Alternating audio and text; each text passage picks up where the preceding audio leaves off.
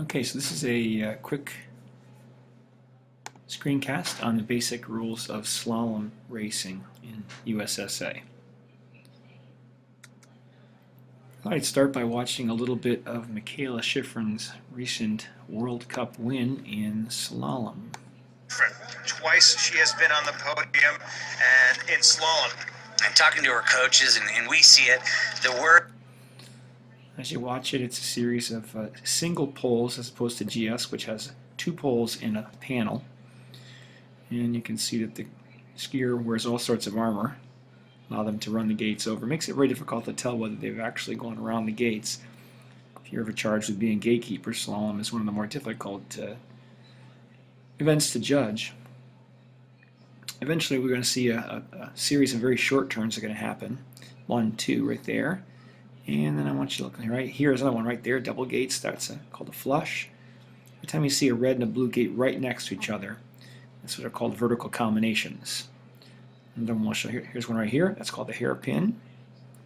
And there's a flush to finish.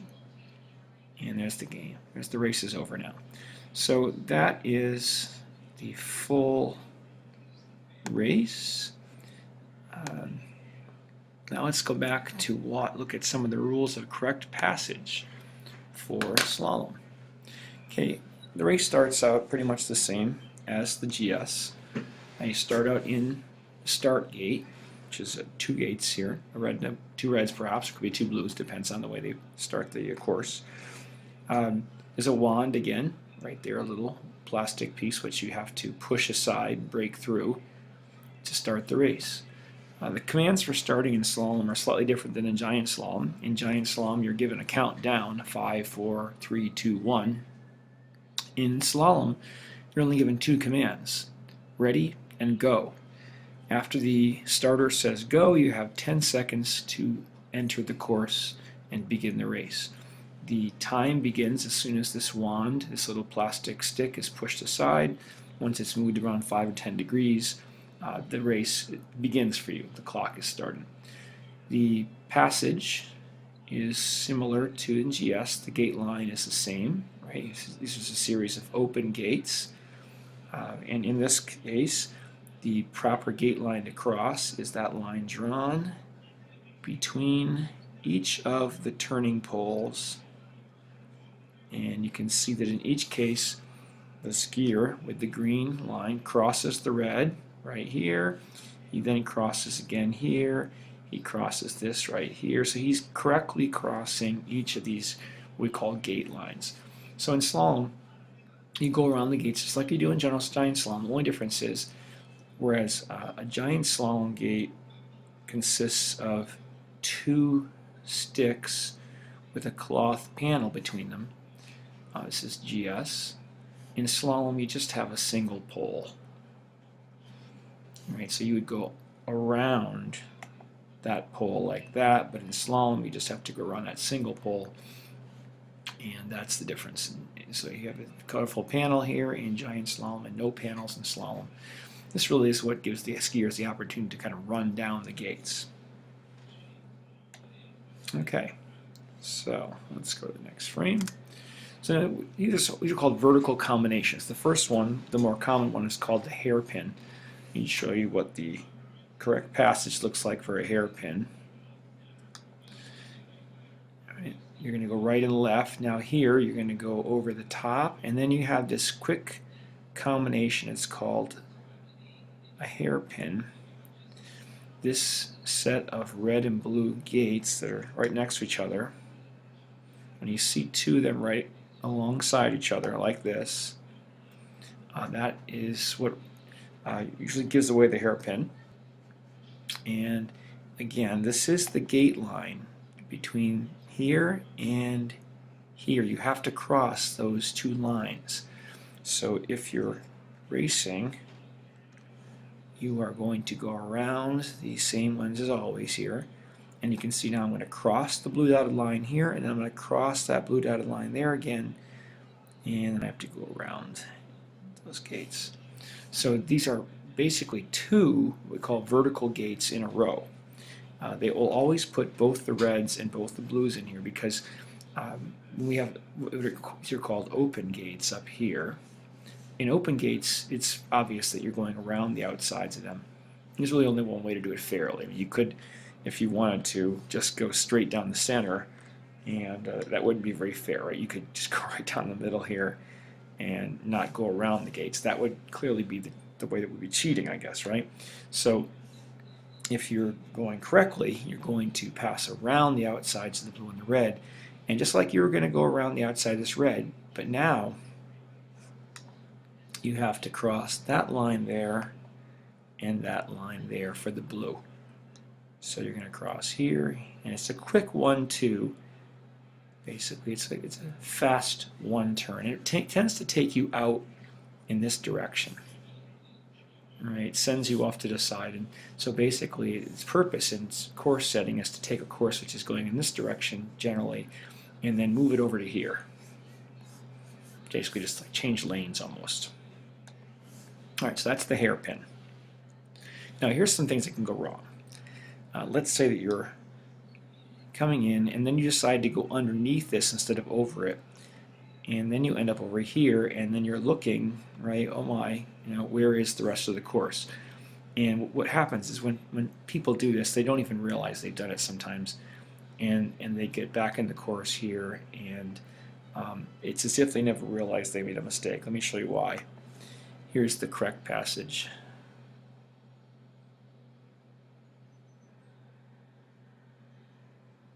So they will eventually join up into the same direction here. So you would miss this gate entirely, and you wouldn't even know it. You would in fact have correctly crossed this gate line and this gate line, since it's okay to go either direction. Both the green direction and the blue direction are okay in slalom. But the problem with the green direction is it's sending you out here where there's no course, right? So you would then have to turn back, and you would join up with the normal path, which is this blue one, but you would have missed this gate. So you would have been disqualified for missing this particular gate right here, and at the end of the race you'd find out, well, I thought I did fine, I didn't fall or anything, but you'd find out that you were in fact disqualified. So again, the proper way through the gates, over the top of the red, and then through quickly, and then back and forth again. And it's called a hairpin. All right. The next type of vertical combination is the flush. Now this is a little bit quicker and a little more straight line. The flush, they're called a vertical combination, by the way, because all the gates are lined up in a straight line. So you'll have these gates straight down the fall line usually, and that's what makes them a vertical combination. Whereas these gates, you can see, are not lined up. Right, you have a series of gates. They're not in the same line. So these are not vertical gates. They're called open gates. So again, these two gates are called open gates. And then these two here are closed or vertical gates. And then we go back into open gates again down here. So these are open. These are the closed gates, and these are your open gates. And again, they're closed, I guess, because they're like a door.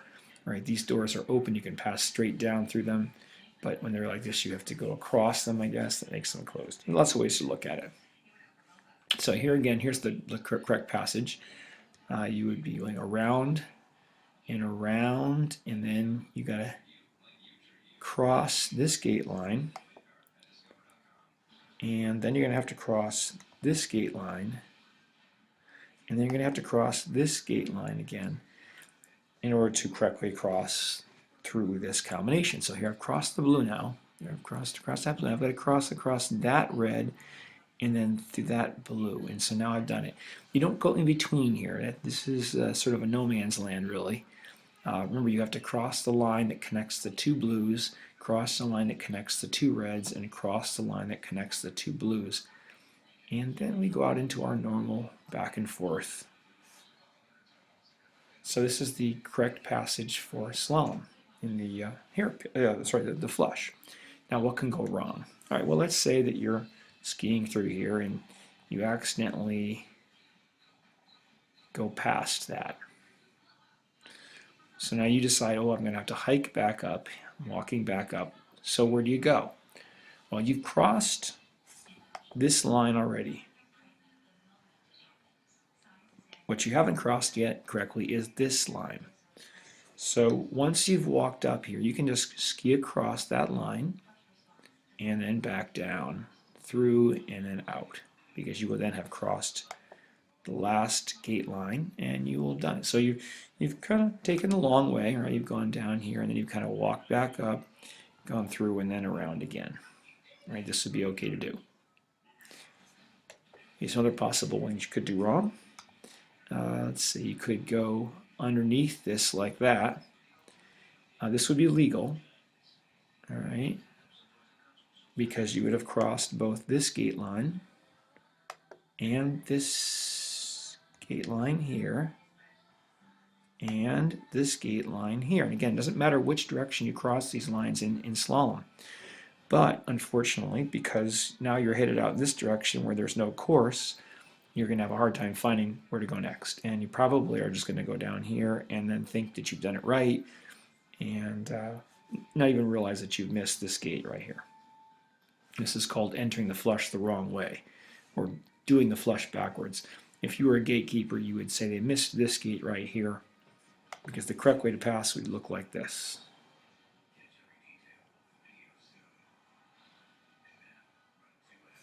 All right, so they've gone around that gate, but you can see that the blue and the green paths are going to meet up right there, and from that point on it will look correct. It's very difficult sometimes to even tell that some person has gone around this backwards, and it's likely that the athlete won't even realize they've missed this gate. This is very typical of young racers that wouldn't even notice they've missed that gate. Okay, so these are the hairpins and flushes. Now, one of the other problems is also how to hike in slalom. So let's just look at another example of hiking. So here's our gate, the proper passage. So these are open gates now. How do I hike in open gates? So let's say I incorrectly ski below this gate. Now the rule is I should cross that gate line, cross that gate line, cross that gate line, and so on as I ski through the course. I've missed this one right here. So what I'm going to have to do is I'm going to have to hike back up, and I don't have to go all the way above the red. I just have to cross this line so I can ski around this and then continue skiing through the course. I've crossed that line now, I've crossed that line, I've crossed all the lines, and so now it's legal. Another way to do it would be this. I could ski down here and then loop around there and then ski around and go through again. Because in both cases I would have crossed both that line and that line and that line and that line. So you can see I've crossed it here, I've crossed it here, I've crossed all the gate lines in the proper way. So, but basically when you're if you have to hike in slalom, you have to circle the gate you've missed. So you've made this gate, but you've missed this one, so you have to circle around it. So that's pretty much the information we have for slalom, and hoping you good luck this year, and hope this helped.